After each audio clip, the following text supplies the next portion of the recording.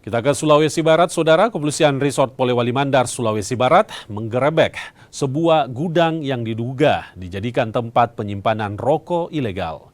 Dari hasil penggerebekan, petugas menyita ratusan ribu bungkus rokok ilegal berbagai merek. Personel Polsek Binuang, Polewali Mandar, Sulawesi Barat menggerebek sebuah gudang di Dusun Lemo Tua, Desa Kuajang, Kecamatan Binuang.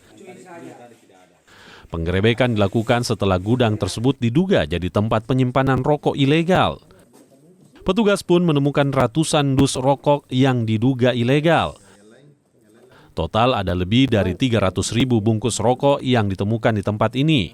Petugas juga menyita 2 mobil yang digunakan untuk mengangkut rokok ilegal tersebut. Pada saat ada kumpul masyarakat itu menginginkan gudang tersebut dibuka. Jadi masyarakat ada yang suruh buka, terus di dalamnya ada penjaganya.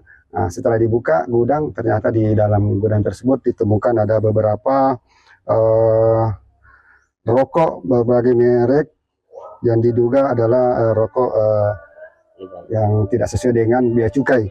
Nah, adapun mereknya seperti kayak Big Ben Bold itu sekitar 197 dos, Rotres 465 dos, rokok kadaluarsa ada 40 dos.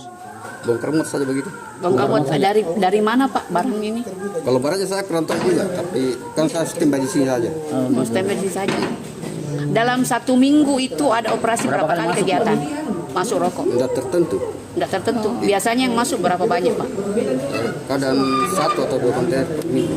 Per minggu 1. Penyidikan kasus penyimpanan rokok ilegal ini kini masih terus dilakukan. Kasus ini telah dilimpahkan ke Kesatuan Reskrim Polres Polewali Mandar untuk proses penyelidikan lebih lanjut. Edwin Arwan Pitu, Kompas TV, Polewali Mandar, Sulawesi Barat.